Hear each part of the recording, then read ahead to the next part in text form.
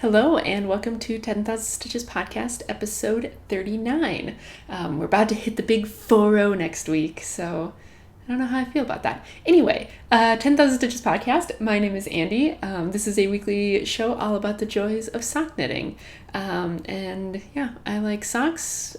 I think I'm getting back into my sock groove. I was having a little bit of a hard time this past week, but I think it's coming back. So, yeah, like I said, my name is Andy. If you were looking for me on the interwebs, I can be found on Instagram, Twitter, or Ravelry as Purlbug, Purlbug.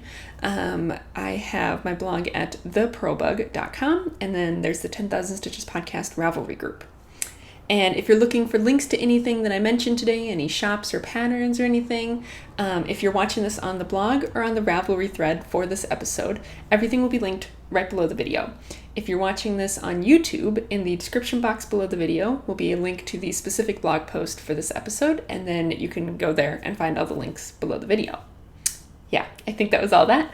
I am currently recording on Sunday, September 11th, and this episode will go live on Tuesday, September 13th, and today is my best girlfriend from back home, her birthday today, so I really need to text her because I thought about that this morning and then totally forgot, so I need to text her happy birthday, but yeah, happy birthday, yay! This is the same friend that I sent the Melisandre socks to, I think, and the Forest for the Trees socks, so yeah, she's my bud. But yeah, what we're going to talk about today will hopefully be a normal length episode. Hopefully we won't have any technical difficulties like I did last time. But we'll talk about finished objects, works in progress, what's coming up next, my latest adventure in yarn dyeing. We'll talk about the knit along, question of the week. I actually have a question of the week this week, and I think it's a good one. It's one that I'm very curious about, so for me it's good. And then we'll talk about some chit-chat stuff, which it's actually funny. The chit-chat stuff, got cut out from last week because of technical difficulties. And it's really funny because there was something that, when I had originally recorded that section, I talked about for quite a while. And now I have a completely different feeling about the same thing. So it would be so funny if you could compare those two side by side. But whatever, it'll be funny when we get there. But let's talk about knitting stuff first. So finished objects, don't have any. So let's move straight to works in progress. Well, before that, let's talk a little bit about color work. So I have been working on the fireweeds, and I guess I can show you where I am on them. So I've been working on the fireweeds, which of course I will link everything. And these ones, I just, for a whole host of reasons, things have just not been going well on them. I mean, they're fine, but it's not going as well as I'd hoped. So this is what they look like. That's what the front looks like. I mean, it's nothing wrong with the pattern. I like the pattern just fine. I am currently just, a couple rows away from finishing the gusset. So it's not a problem with the pattern. I don't know. I haven't worked on these in days, maybe almost a week, coming up on a week now. Because... So obviously, colorwork socks require a little bit more concentration than just knitting a vanilla sock, right? I mean, I think we'd all agree with that. At the very least, you have 2 strands of yarn. So unless you're used to, doing 2 at a time, which I'm not, that's at least another strand of yarn worth of complications. And then, of course, there's the issue of following a chart. And this chart, I haven't quite gotten the hang of it yet. It has not become intuitive to me yet. So I really have to pay attention to the chart. And then for me, there's the added complication that I'm having to do this magic loop, which I really hate. And I feel like magic loop I can deal with when I'm doing vanilla. But now that I'm doing color work, it just has become way too difficult to try and deal with, the extra loops of the needle and then the extra strand of yarn. And it's just ugh. So I haven't been knitting on these. And I think the conclusion that I've come to is that I just got a little bit too ambitious about my abilities and about my ability to knit colorwork at this time. So, I can knit colorwork. Obviously, I can do stranded colorwork, right? It may not be great, but I can do it. I have a whole host of difficulties with getting my tension right and all that. Some of my stitches are very uneven and wonky, but the fact is I can do it. And I know that getting good at it just takes practice. So, that's something I can recognize. But part of the reason I had put these down and hadn't been knitting on them, earlier in the week is because, now that classes have started and all of that, I have more time at work to knit. Like I have more of those little chunks of time where it's like, oh, I can pick up my knitting now and I can do this until I have to go teach or I have to, go do something. So, that's really great because it means I have a lot more time during the day to knit, but that's not as easy to do with color work because, it's like, it just takes me longer to get into the groove. It's like I have to make sure that I have both the yarns wrapped around each hand properly and I have to pay attention to the chart and I have to, do all of that stuff. And so it just makes the barrier to picking up my yarn when I have a spare 5 minutes way harder. So I just didn't want to do it. And so I think that's part of it. I think, there's my lack of just experience with color work coupled with sort of my schedule currently, I can't really take this to work and do it at work. And then by the time I come home, I'm typically, tired, like my brain is tired and I don't want to be thinking about something really hard. Like I just want some knitting that I know I can do.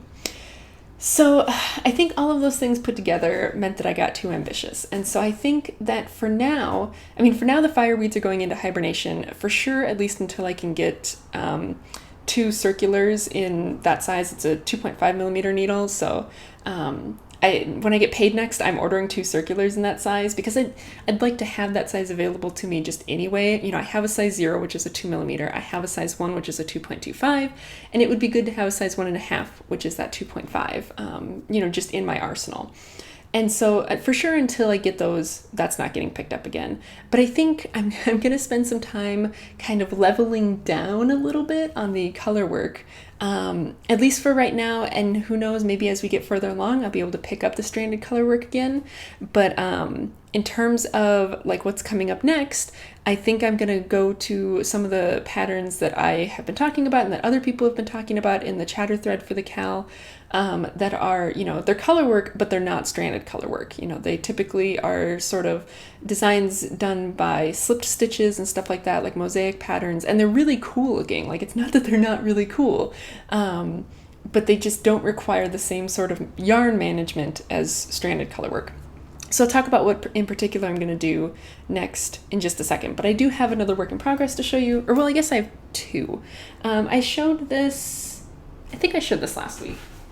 I think last week was the first time I showed this, but I had showed off the shawl that I'm making. I have been continuing, just, adding a row here and there. It is bigger. It's not dramatically bigger, but it's getting bigger to the point where, I sit down and where I maybe would have done 4 or 5 rows before, now I have time to maybe do, 1 or 2 rows. It's amazing. For anyone who's knit these triangle shawls like this, it is amazing how fast they get big and just how fast they can get really big. So that's why I'm actually doing it on a 40-inch circular needle, because I fully suspect that by the time I get a decent amount of progress made, this needle will be full of stitches.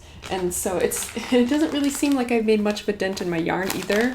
So yeah, this thing's gonna get big, and it's showing up super duper hot pink on camera. It's not quite this pink in real life, but it is quite pink. So, and I am liking the speckly pattern. I kind of mentioned last week that when I dyed this, it didn't come out quite as variegated as I'd hoped, but I am liking the speckles that I'm seeing. So this is, the yarn is Lion Brand Fisherman's Wool in the natural color that I dyed, and the needles are US size 8, which is a 6 millimeter maybe? 5 millimeter. So US size 8, which is a 5 millimeter needle.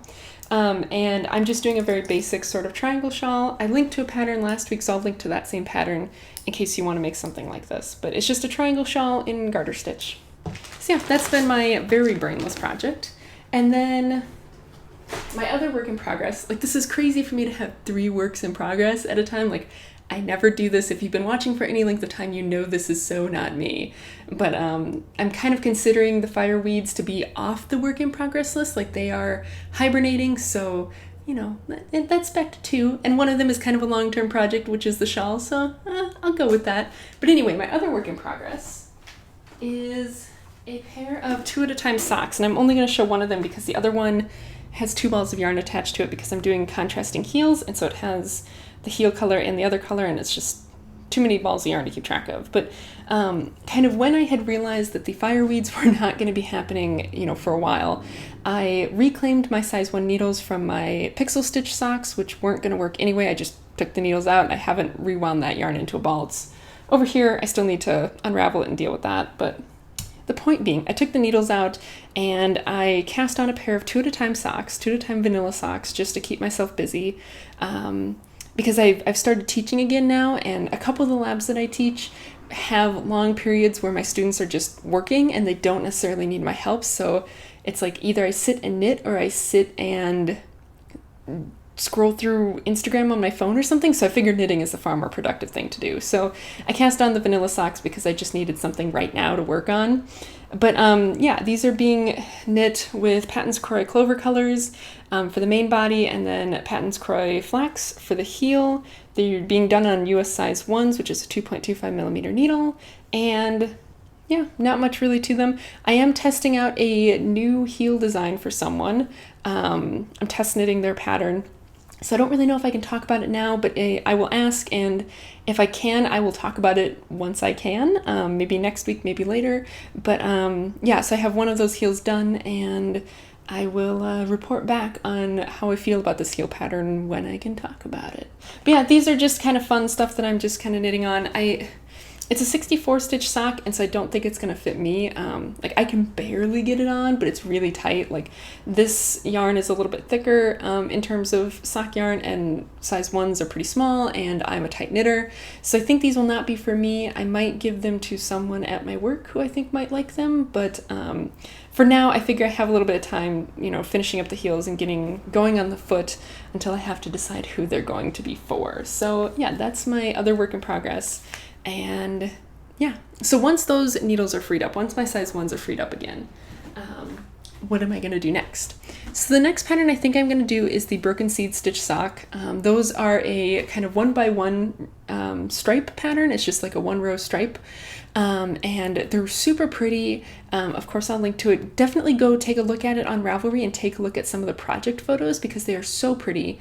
Or if you're not on Ravelry, I don't know if you can see patterns on Ravelry. If you're not on Ravelry but you want to see what they look like, search for hashtag Broken Seed Stitch Socks on Instagram.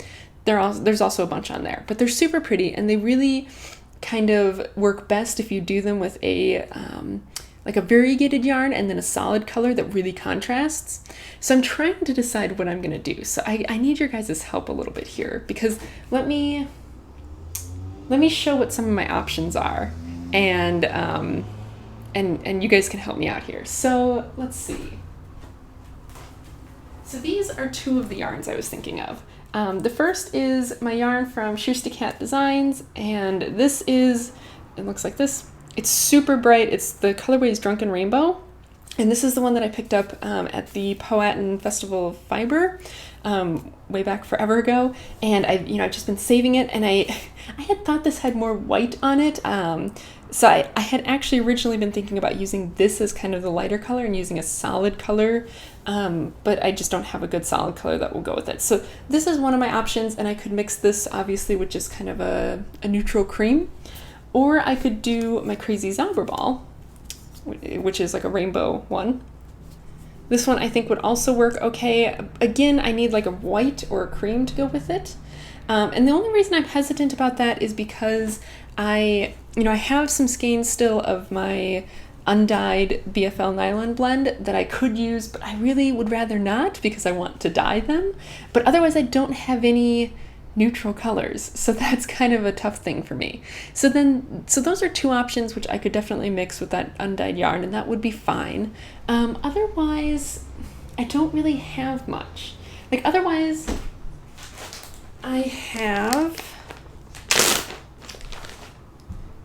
the yarn that I've dyed, which of course now that I'm kind of saying I don't know that I'm going to do any stranded color work, maybe even for the rest of this knit along, I don't know. Like I kind of have queued up some socks that I've queued up a whole bunch of patterns that are not stranded color work, and I'm kind of just leaving the fireweeds until the end, and if I have time I'll finish up the fireweeds, but otherwise, like if I don't do any more stranded color work, I'm not going to beat myself up for it because this should be enjoyable, right? But that means that the yarn that I've been dyeing for the stranded color work now is kind of fair game. So I do have these 3 colors, which I could of course use. And I feel like, these 2 would be very pretty for the Broken Seed Stitch socks, or of course I could use these two, which were meant to go together. Either one of those would be fine.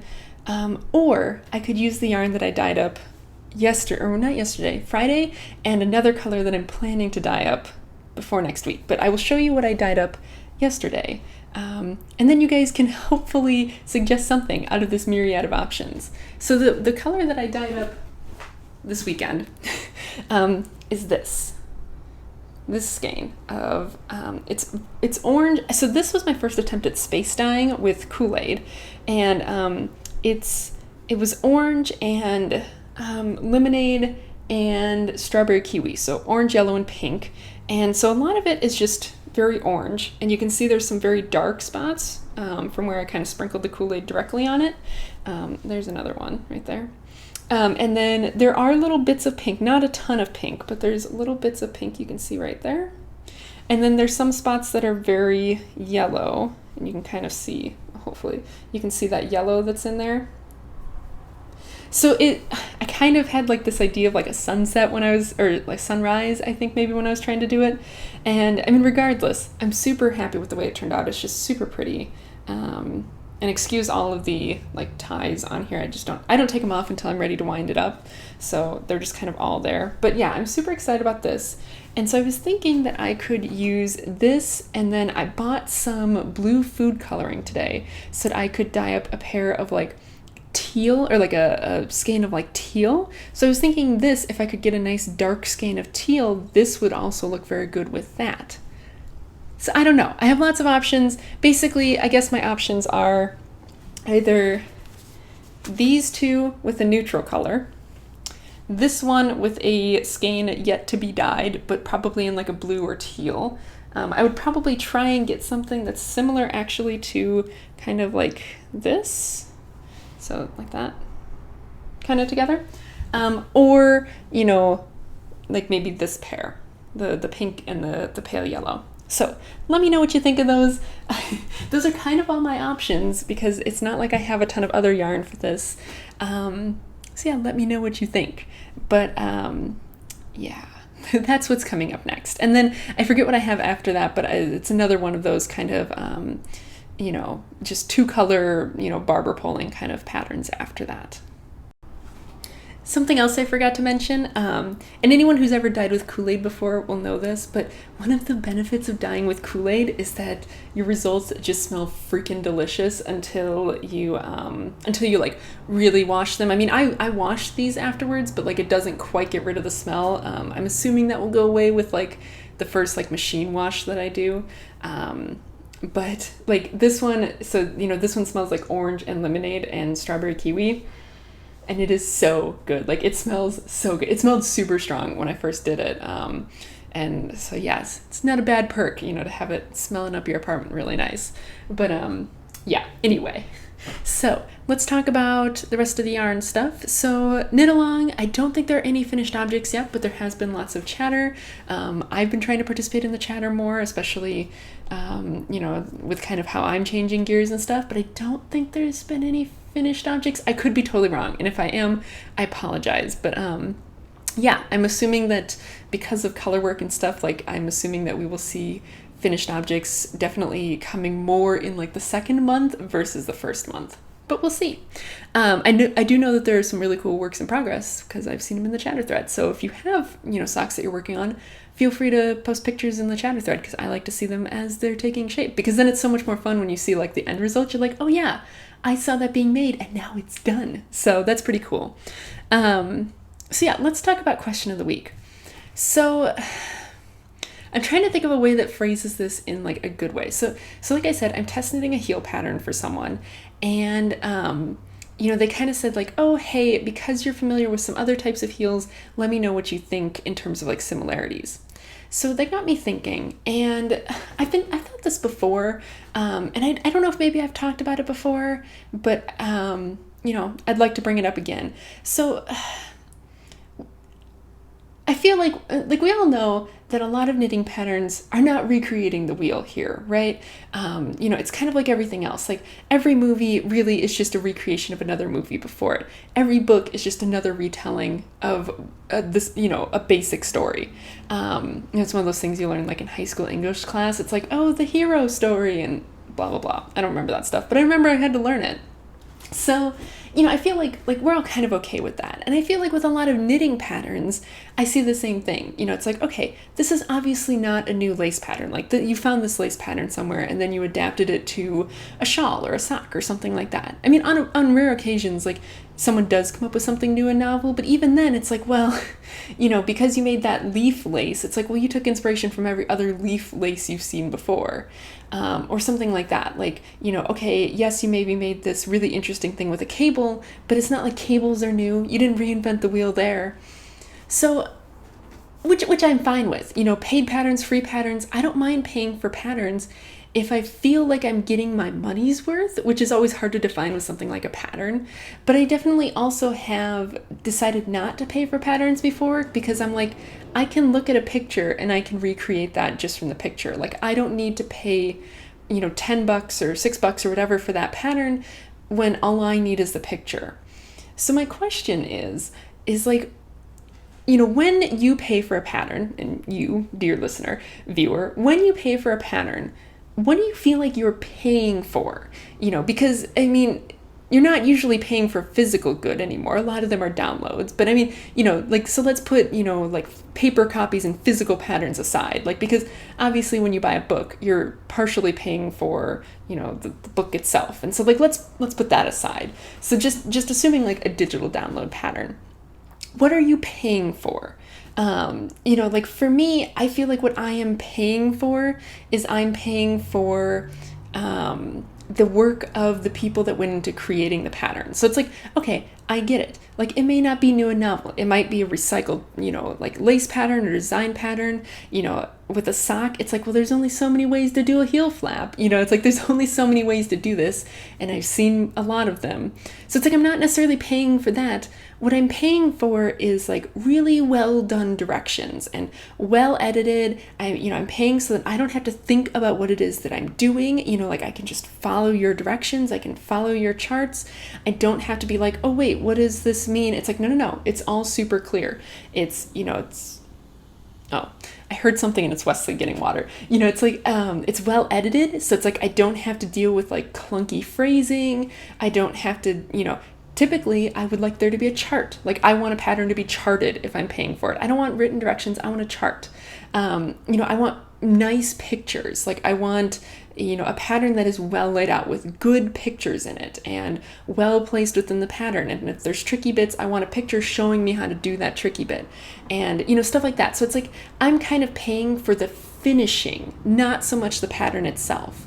So that's kind of what I feel. And so that's why, I feel like it's so disappointing if I buy a pattern and it's like, it can be the best pattern in the world and it can produce the best thing. But if I don't enjoy, using the pattern itself, if it's poorly written or poorly laid out or, doesn't have pictures, it's like, well, what did I pay for?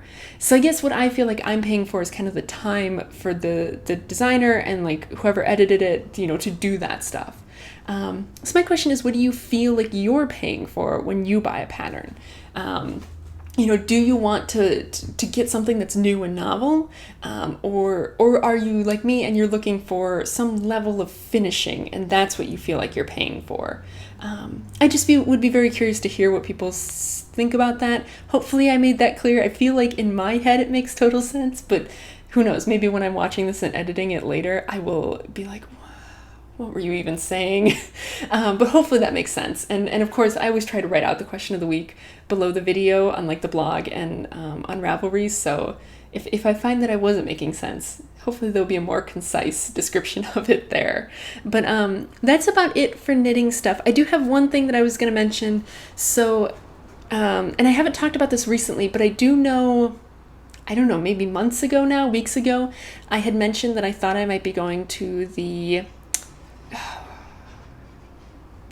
I forget what the actual name is. Rhinebeck, the Rhinebeck Fiber Festival or Festival of Wool or whatever, Rhinebeck in October, because I had thought that Wesley and I were going to be heading up to New York at that time anyway. And so I just wanted to like mention that I am not going to be going up there now.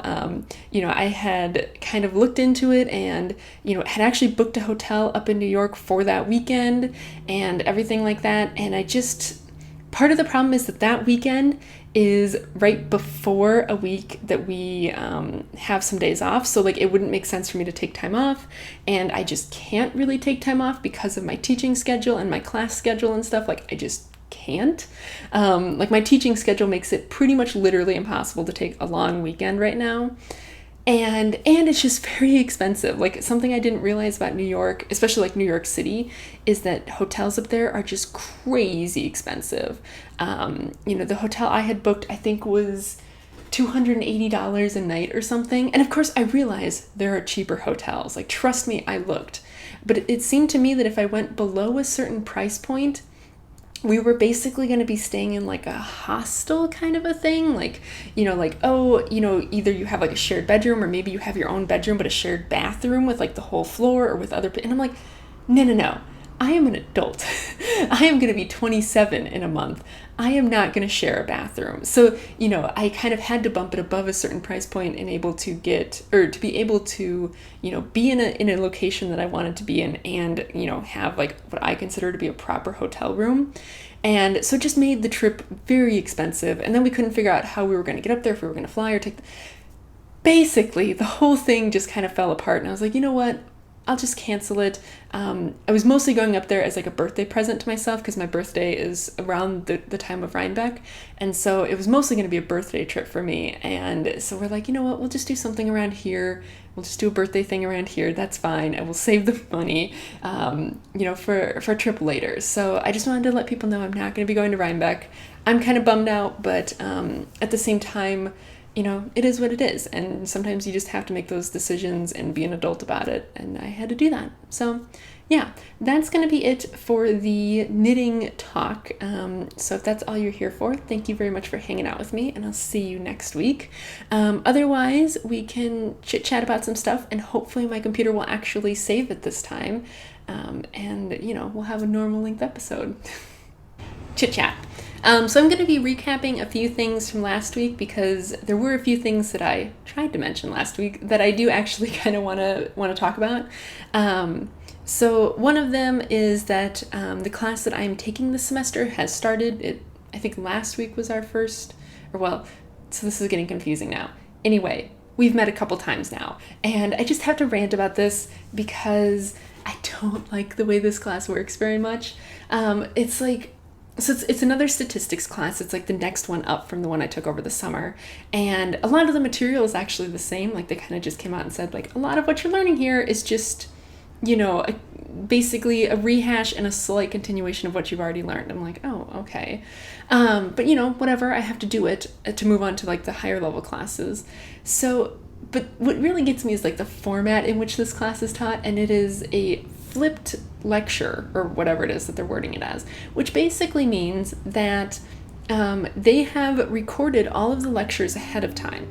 And they basically recorded them as like a voiceover over a PowerPoint presentation. And we are supposed to watch those outside of class. And then we go to class to do homework. And bear in mind, these are 2-hour classes. So it's like now I'm stuck here for 2 hours, and it doesn't take me 2 hours to do the homework.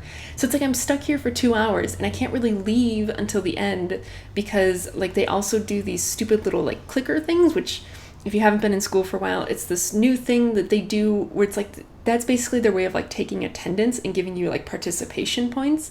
Is you have this little remote and you have to answer multiple choice questions, and that's how they know that you were there. So it's like super annoying because I need those points, and so I have to be in class, and they do questions like at the end of class. So it's just super frustrating, and part of what really annoys me is that I have a hard time learning from like the PowerPoint like lecture things because they're just so boring. Like you're just watching a PowerPoint and there's nothing else. Like it's just watching a PowerPoint and listening. And like that's boring enough when the person doing it is in the room with you, and when you can't even see them and be like, oh, that's weird, like they have a limp on their left foot, I wonder why. And like do those things to distract yourself. Like it's even more boring. So I just have a really hard time with that. And I mean, I guess in a way I understand the reasoning of like, oh, it makes more sense for you to do the questions in class because that's when you actually need help and that's when you can actually get help from the professor. Like, I guess I get that, but personally, I don't like it. And it's kind of one of those things to where I'm like, thank goodness I'm not paying for this class. I don't pay my tuition for these classes because otherwise I would feel like I'd gotten a little ripped off. But I just had to rant about that. So I probably won't talk about it too much else other than like tests and stuff. But yeah, that's the class that I'm taking. And I've also started teaching. My first 2 labs started on Thursday and Friday of this last week. And those are my labs that are like upperclassmen labs. And so it's 2 different groups. One group meets every Thursday, one group meets every Friday. And they both seem like good groups. It's really interesting because like when you do this and you teach multiple sections of the same class, you really start to see like the differences in the group. So like my Thursday night section is a very kind of fun, joke around kind of section, which is always enjoyable, especially when it's an evening class, because it's like, no one really wants to be there. You just kind of all got to get through it together. Versus my Friday section, which is a early afternoon class. I mean, they're nice, but they're a little bit more subdued. So it's just very interesting. Like you kind of have to adjust like to each class and kind of get a feel for like the personality of the class as a whole. So yeah, but I'm excited. And then I start my other 2 labs that I'm teaching start Monday of this next week. So yeah, that'll be fun. And like all of the undergraduate or like underclassmen labs start this next week. So my office will now be very busy, and it will just be very busy in the hallway that I work in, which is actually okay because I think I've mentioned this before. When there's no TAs around, it gets just a little bit lonely because I'm there all by myself. So yeah, it'll be fun. I'm excited for that. But yeah, so that starts this next week. Another thing that happened this past week was, and this is something that I had tried to talk about last week and just couldn't.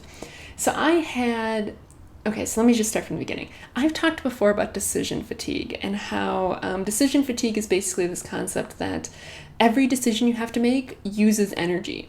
And so you have a certain amount of energy for the day. And so all these decisions that you have to make that are meaningless eat away at that energy for you to do productive things.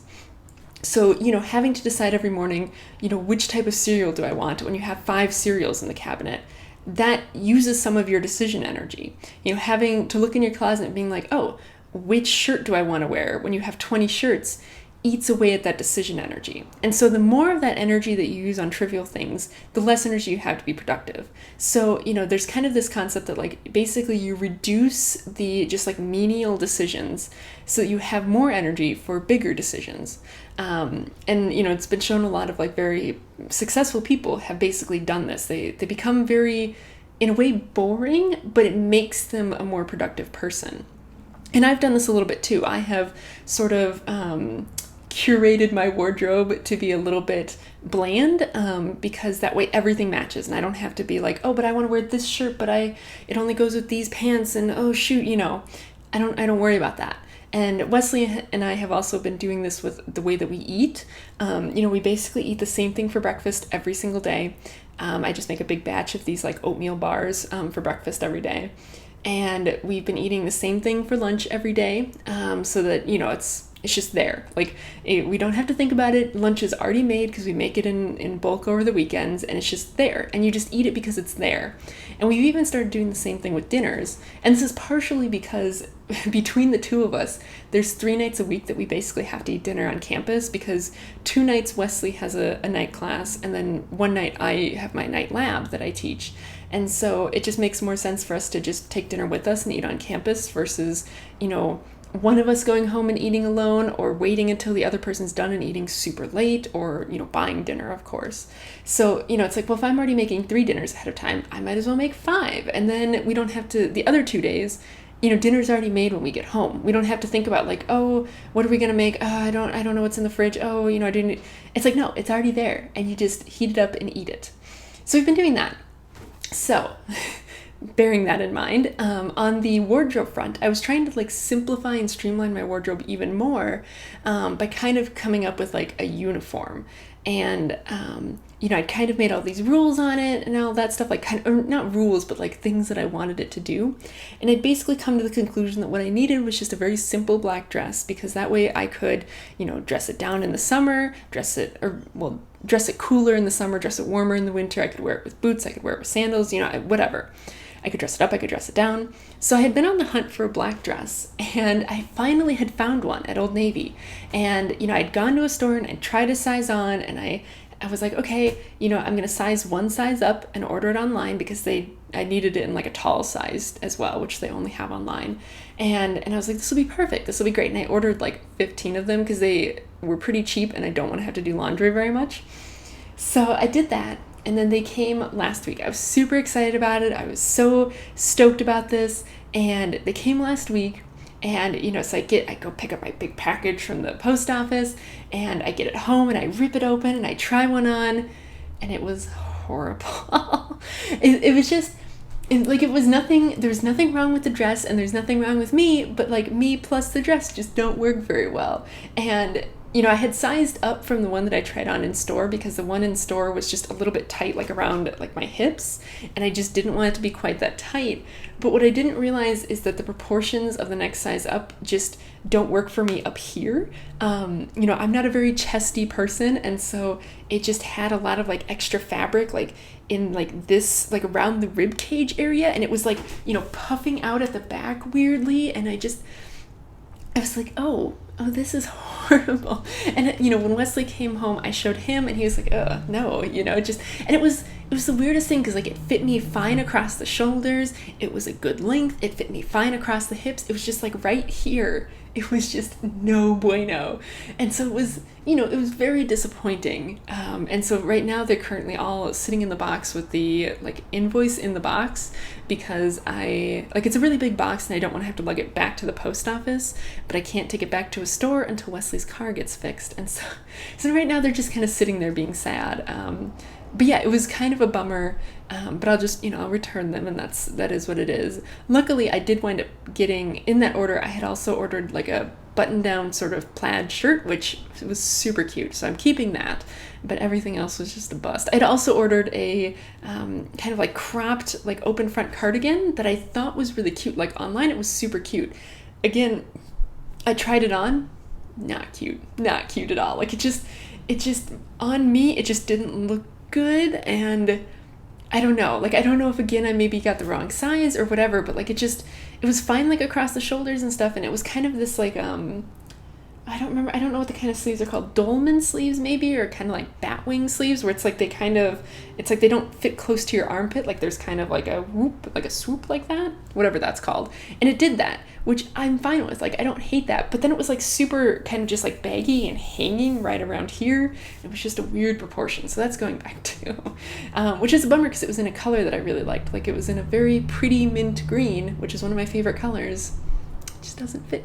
So I'm back on the hunt for a uniform, but so I just don't know what I'm going to do about that. But I just haven't given it much thought, because I'm kind of just waiting for things to cool down, and it's been really, really hot here lately, like still up in like the 90s and stuff, and I'm just waiting for it to cool down, and then maybe I'll have more energy to think about that kind of stuff. But yeah, and like I mentioned, Wesley's car is still not fixed. We've been it's been very slow trying to deal with the insurance and all of that, so it's still just sitting out there being sad.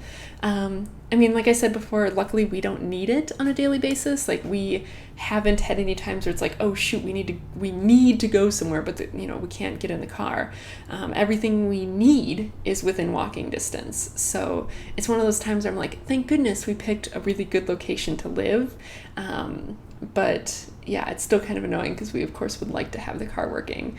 And I say we picked a really good location to live. I mean, I swear, I don't know what it is. I don't know if it's like a full moon thing or what it is, but there are some nights around here and where it's just like super loud. And last night was one of those nights where Wesley and I just had a horrible night of sleep, because just people were just being super loud. Like, I mean, we always have that on the weekends a little bit because the area where we live has a lot of students, and so you get a lot of students like stumbling home drunk at 2 o'clock in the morning. But like last night, it wasn't just that; it was like a lot of really loud like motorcycles or something too. It was just super loud all night, and both of us just had a really hard time, staying asleep. And so that was just really, really annoying. And luckily, it hasn't quite hit me yet. But yeah, I can definitely tell that by probably after dinner time, I'm just going to be like, just done for the day because I just did not get enough sleep. But yeah, I think that's kind of it that's of interest. The other thing is I'm thinking about trying to learn how to do watercolors. Kind of one of those things that I've learned with like dyeing the yarns is I really enjoy that, and I really enjoy like the artistic outlet of it. And watercolors is another one of those things that I've always kind of wanted to know how to do, but just never really tried super hard at. And so today I was just playing around with it a little bit. I have like a water brush that's currently filled with this like, gray sort of stuff because I bought it and it was already like that. So I was trying to do a pineapple and some flowers. So we'll see. I don't know. I'm kind of just playing around with like trying to learn how to use it. I'm not very good at it. But if anyone has suggestions for like kind of very basic beginner level like palettes or something, or like websites I should check out, or like tutorials on YouTube, let me know, because I kind of just don't really know where to go with it. And I mean, I'd like to learn, like, I'd like to be able to do little, like, watercolor sketches and stuff. Like, I'm not looking to do, like, big canvases. Like, I'm actually kind of trying to do things, like, in this sort of size of paper format. So just really small, really quick little, pictures, kind of doing, like, what I see. So it's, like, like wildlife or nature or buildings, stuff like that, like landscapes, just, little tiny things of, like, my life, sort of a analog Instagram. But yeah, if anyone has ideas about that, let me know. But that's going to be about it. I'm starting to get thirsty. I've been talking too long. So yeah, hopefully this saves okay. I guess if you're seeing it, then it saved okay. I don't know what happened last week, but I'm thinking I need to like reformat my computer anyway, because it's time to do that. But yeah, that's going to be it for this week. Thank you very much for hanging out with me, and I'll see you next time. Bye.